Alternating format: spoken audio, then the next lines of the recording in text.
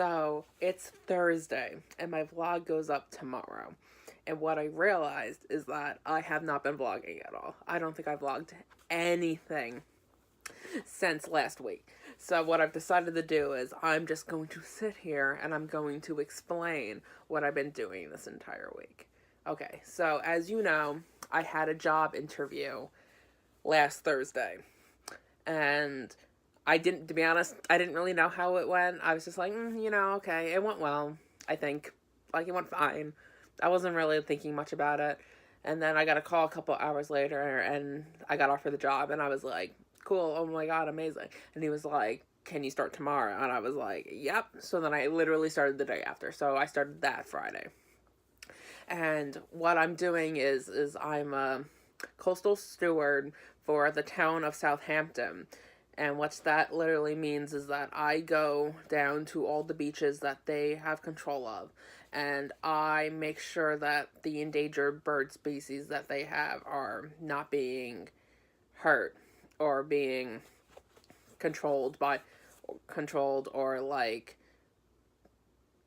why am I blanking on words? Or being like risked so that they can thrive on the planet, really, essentially. And what happens is that we technically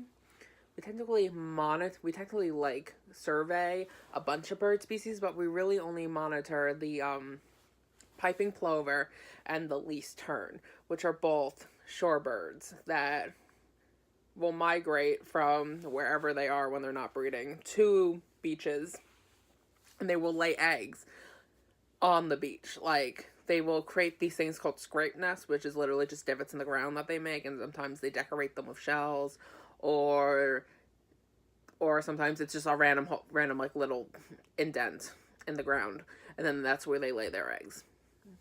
And it's really funny because like we put more emphasis on the piping plover because I think that they're doing worse. And it's really funny how you see both, because like they both do the same thing in terms of like mating on the beach, laying their eggs on the beach, raising their kids on the beach, then leaving the beach like when the season's over, but they go about it in two completely different ways. It's actually really funny. For example, the piping plover, what they'll do is like when we go and to check on them and see if they've laid any eggs in nest or if the eggs hatched, etc. We'll go, and the piping plover is very complicated. They do 2 or 3 different types of things. One, they'll either kind of like run in a different direction because they're trying to get you away from the egg. 2, they false lay, which means that they just lay down because they want you to think that they're incubating an egg, but really they're not. Sorry, I was interrupted by Sarah. Anyways, so then the third one is what they'll do is they'll do this thing called broken wing behavior, where they'll fold their wings in like they're broken and start flapping them. And when they do the broken wing behavior, that means that you're really close to a nest or to their children, whichever one. And then you can normally find it. And it's weird also because piping plovers, their clutch is between 1 to 4 eggs. You normally see 4. That's like the max clutch size, and that's normally what they do. But sometimes you could see 1 or 2 or 3, depending on whether or not they re-nest, which means that they kind of just like give up on one nest and then start a new nest. But then sometimes the eggs from the old nest are still there. So there's a lot of different things that happen. And then the other type of animal that we look at is the least terns, and the least terns are really funny because with the unlike the piping plovers that try to like get you away from the eggs and try to confuse you, the least terns make it really obvious when you're by a nest. Like you'll just be walking and then like you'll just hear a bunch of birds screaming and like literally dive bombing you, and it's like they don't actually attack you, they just like swoop in, just go whoosh, and then like over your head. And it's like, well, I'm by a nest, and that's usually how you can really tell if you're by a nest. Like they make it very obvious. And okay, so what I usually do every day is like I go to work, I sit in traffic for an hour and a half. I fucking hate rich people. They make me late every fucking day. So I sit in traffic, then I get there, and then we usually go to a site. There's a lot of them. Tons of beach sites, pond sites. It's literally anywhere where they've either historically found piping plovers and least terns, or places where they think that they would be. And in places where they've known they've had nests in the past, they grid them off with fencing that only we can go into through the town, and it's considered like protected sections. And we'll go in and we'll monitor and we'll write notes, and we'll be like, okay, this is box 1 of fencing in this location by this house, and then we'll go and like, yeah, and from past weeks, if there have been nests there, then we'll go to make sure that they're still there, if they're still the same amount of eggs, if the eggs hatched, etc. And if we find any new nests, then we'll write down the new nests and how many eggs are in there and stuff like that. So then the next time we come back, because we cycle through because we're supposed to cycle through all the sites every 3 or 4 days. So when you come back again to do it all over again, then you have to see, like, are those eggs still there? Are there new eggs and new nests? And so that's essentially what I do all day. And blah, blah, and that's what I do all day. I take notes. I look at the birds. I have the birds scream at me. I take pictures of the birds. I love the birds. And then I repeat. And then I do it the next day, and then the next day. And that's kind of just what my schedule's been like ever since I started the job. And honestly, I haven't had time to do much. So, like, I get up at 6.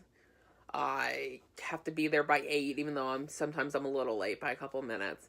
And then I'm there till 4:30, and then I get home by, like, 5:20, 5:30, around that time. And then like, I go to bed at 9 or 10 because, like, I'm just fucking tired and I just need my sleep. So really, I just have like a 4-hour window where I can really do things, which is why I haven't been vlogging, which is why I have literally no vlog content. But I'm liking it so far a lot. It's cool. I'm not really appreciating, like, you probably can't see it, but I have, like, I'm very burnt right here. And, like, where my Apple Watch is. You could really tell. So that's not fun, even though I try to put my suntan lotions on. I have a cute little bird on my shirt, so that's cool. I'm into it. And, it's cool being on the beach the whole day. Today was rough because I had to walk for like 3 hours straight, so that wasn't fun. But, like, just being on the beach and, like, feeling the breeze, that's nice. Having to deal with dumb people, that's not really great, but, like, I expected that because, like, that came up in the interview. How, like, people are gonna be like, so what are you doing? Why are you doing it? A woman literally asked me what the birds, what role they had in the environment, how they productively, how they're productive in the environment. And I'm like, I mean, like, they're birds. Do they not deserve to be alive? Like, they can do whatever the fuck they want, Susan. So, that's interesting. Most people are nice, though. Most people are kind of just like, oh, what are you doing? Oh, that's cool. And I haven't really had anyone yell at me yet. So, that's great. And I want to say that's it. I'm still in the training process. And I'm eventually going to have to learn how to drive a big-ass truck, so that's going to be a thrill. Because, you know me, I only drive my tiny Honda Civic, and then it's like, big Ford truck, man. And I'm like, man, I'm not a man. And I see other birds, we see a lot of ospreys. They have a lot of osprey nests for some reason. And if you don't know what an osprey is, it's like a hawk. Like, it looks like a hawk. It's like a hybrid of a hawk and an eagle. But it's neither a hawk or an eagle. It's kind of its own thing. And I collected a cool feather that fell on the ground, so that's lit. Now I have an osprey feather. And that's about it. I like it so far better than the aquarium. Not just because I'm getting paid, even though that is a bonus. I feel like I'm also, like, learning more, and I feel like I like the more conservation aspect of it through the wild versus a captive environment, where I wasn't really into it.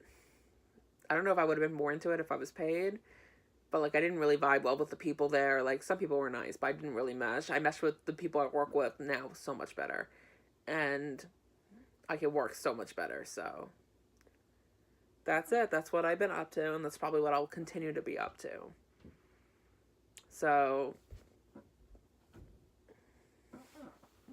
we have a marine maintenance truck, but we're the coastal stewards, so we look for all the piping plovers, the endangered species. Oh. With the birds there's not a lot of. Any owls? No, we don't find any owls, no. No snowy owls. But those come out in the winter anyway.